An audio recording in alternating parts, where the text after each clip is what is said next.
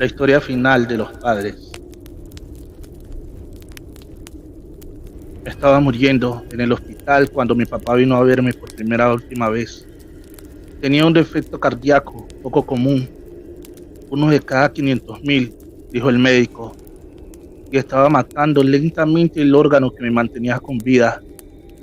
No me había dado cuenta del defecto cuando me derrumbé en el trabajo hace unas semanas. Había muerto 3 veces de camino al hospital, y cuando finalmente hicieron que mi corazón comenzara correctamente, me pusieron de inmediato en una lista de donantes. Las posibilidades no eran buenas, pero estaban ahí. Mi médico dijo que podría durar un mes, pero probablemente sería más como una semana o dos. Me acosté en la cama, débil como un gatito e incapaz de hacer mucho por temor a que dañara más de mi corazón. Papá había venido a verme todos los días, leyéndome y hablándome, y por eso estaba agradecido. Papá y yo no siempre hemos tenido la mejor relación. Cuando era niño, podía jurar que me odiaba. Siempre estaba encerrado en su oficina, trabajando en este libro o en ese libro, pero nunca terminaba nada.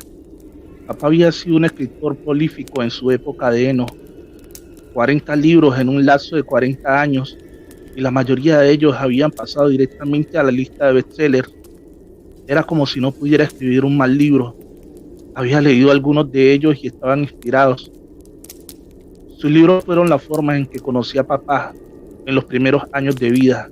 Eso y sus historias, supongo.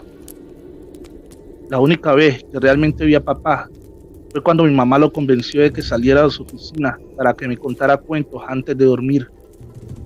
Sin embargo, nunca leyó un libro. Siempre salieron directamente de su cabeza. Tenía cientos de historias y me contaba fácilmente una diferente cada noche, hasta que yo era demasiado mayor para los cuentos antes de dormir. Las historias eran como unos unimos, como nos volvimos cercanos, pero después de cada historia me miraba como si recordara algo horrible y se disculpaba. No fue hasta que estuve casi fuera de la escuela secundaria que realmente trató de conocerme. Vino a mi habitación un día con algo que había escrito y me preguntó si realmente había escrito esto. Me quedé sin palabras, sobre todo porque mi padre nunca vino a preguntarme cosas ni a tener una conversación normal conmigo. Se veía tan orgulloso en ese momento, tan diferente al final de cada una de esas historias, que cuando le dije que lo había escrito, hizo lo último que esperaba que hiciera. Me llevó a su oficina y finalmente me dejó ver las cosas en las que había estado trabajando. Su oficina estaba destinada a ser una habitación de invitados, supongo, pero las paredes estaban cubiertas de mapas, diagramas, hilos de historias y todo tipo de notas. Su computadora zumbaba alegremente en la esquina y me mostró un archivador lleno de libros de recursos sobre genealogías e historias de personajes que estaba escribiendo. Me quedé anonadado. ¿Cómo había estado trabajando en esto durante tanto tiempo y no había publicado nada? Cuando le pregunté, parecía un poco avergonzado y dijo algo sobre no escribir nada desde que yo nací. No es que sea tu culpa, añadió apresuradamente, como si pensara que llegaría a esa conclusión. Y solo, supongo que me volvió una especie de cobarde. Eso nunca tuvo sentido para mí, no hasta más tarde. Después de ese día, mi papá y yo éramos inseparables. Me ayudó a editar mis cosas, me ayudó a inspirarme, a escribir más y me ayudó a encontrar personas que ayudarían a que mi trabajo fuera visto. Cuando me gradué de la escuela secundaria, tenía varias becas para estudiar escritura creativa e inglés en varias universidades y había decidido dedicarme al oficio familiar, como siempre decía papá. Estaba en mi segundo año de universidad cuando me hospitalizaron. No sabía si alguna vez podría asistir a un tercer año en ese momento. Papá sonrió cuando vio que estaba despierto. Cerró el libro y me miró. Me alegro de verte despierto. ¿Cómo te sientes? Traté de devolverle la sonrisa, pero no estaba en mí, como si estuviera a punto de morir a los 20 años, antes de tener la oportunidad de vivir.